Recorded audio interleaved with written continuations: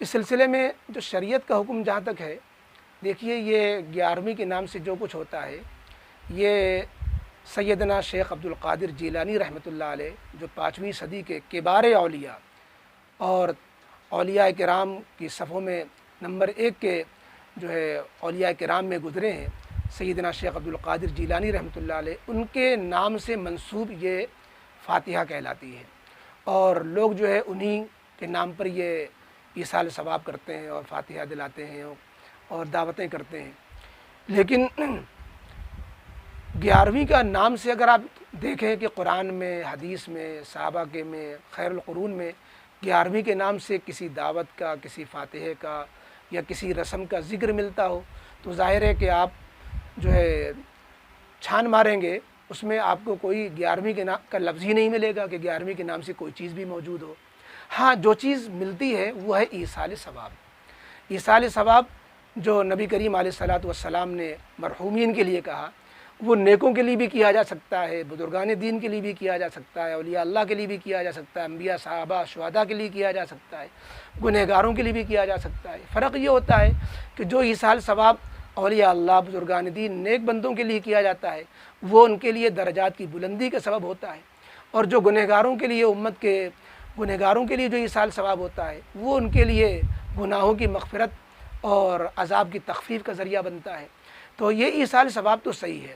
لیکن اگر آپ عوام الناس جو کر رہی ہے یہ ایصال ثواب کے نام پر یا 11ویں کے نام پر، ان کے نزدیک ایصال ثواب کا تصور نہیں ہوتا۔ ایصال ثواب اگر کریں تو ایصال ثواب کا کوئی طریقہ تو متعین ہے نہیں، نہ کوئی تاریخ متعین ہے ایصال ثواب کی، نہ اس کا کوئی نام متعین ہے۔ ایصال ثواب آپ صرف سیدنا شیخ عبد القادر جیلانی کے نام پر ہی کیوں کریں؟ آپ تو جو ہے ایصال ثواب کریں، صحابہ کے لیے ایصال ثواب کریں اور دیگر بزرگان دین کے لیے کریں، سیدنا شیخ عبد القادر جیلانی رحمۃ اللہ علیہ کو بھی شامل کریں اور بعد والوں کے لیے بھی کریں، تو اس کو کون منع کرتا ہے؟ لیکن جو لوگ 11ویں کے نام سے جو چیزیں کر رہے ہیں، ان کے ذہنوں میں ابھی ایصال ثواب تو دور دور نہیں ہوتا، بلکہ اس کے پیچھے شیطان نے ہمیں بہت دور کی جو ہے گمراہ کر دیا ہے اور بہت دور جا کے پھینک دیا ہے۔ وہ یہ کہ سیدنا شیخ عبد القادر جیلانی رحمۃ اللہ علیہ کو نفع نقصان میں شریک مان لیا گیا ہے۔ نعوذ باللہ، یہ تصور عوام کے ذہنوں میں پایا جاتا ہے کہ ان کے نام کی دیگیں چڑھاؤ گے، ان کے نام کی فاتحہ کرو گے تو وہ تمہیں نفع پہنچا دیں گے، اور اگر خدا نخواستہ تم نے کسی سال 11ویں نہ کری تو تمہارا نقصان ہو جائے گا کاروبار میں۔ یہ جو مافوق الاسباب، مافوق العادت نفع نقصان کا کسی کو مالک سمجھنا، کسی کو، نبی کو بھی یا ولی کو، کسی کو بھی، تو یہ اللہ رب العزت کے ساتھ شرک کرنا ہو جاتا ہے۔ خدا نخواستہ اگر یہی جو ہے ذہنیت ہوئی اور 11ویں کی دعوت میں یہی جذبہ اور عقیدہ کار فرما رہا تو پھر، اور اگر اسی عقیدے کے ساتھ آپ نے بکرا بھی ذبح کیا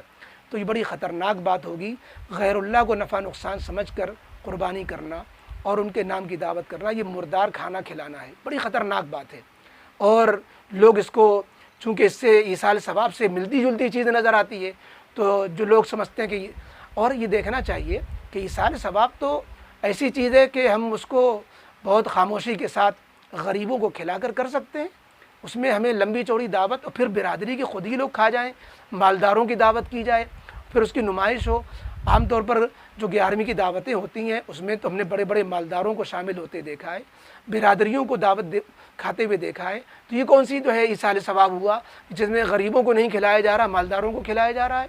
تو اس لیے یہ ایصال ثواب کا تو دھوکہ ہوا۔ اصل تو یہ 11ویں کے نام سے ہم نے جو ہے کچھ غلط چیز کو شامل کر دیا ہے، اس لیے اس کی اصلاح کی ضرورت ہے۔ کوئی شخص اگر تمام رسمیات سے ہٹ کر خالص ایصال ثواب کے لیے کسی بھی بزرگ کے لیے کوئی بھی غریبوں کو کھانا کھلائے تو اس میں کوئی حرج کی بات نہیں ہے، لیکن 11ویں کے نام سے جو چیزیں کی جا رہی ہیں اس میں ایسا نہیں ہوتا۔ اس لیے ہمیں 11ویں کے نام سے جو بھی رسمیں پائی جا رہی ہیں، برادری کی دعوتیں ہو رہی ہیں، خود کھایا جا رہا ہے، مالداروں کی بڑی بڑی لمبی چوڑی دعوتیں ہو رہی ہیں، یہ قابل اصلاح ہے۔ اور کسی مخلوق کو، کیا کوئی کتنا بڑا ولی ہوا، اللہ رب العزت کے یہاں اس کا کتنا اونچا مقام ہو،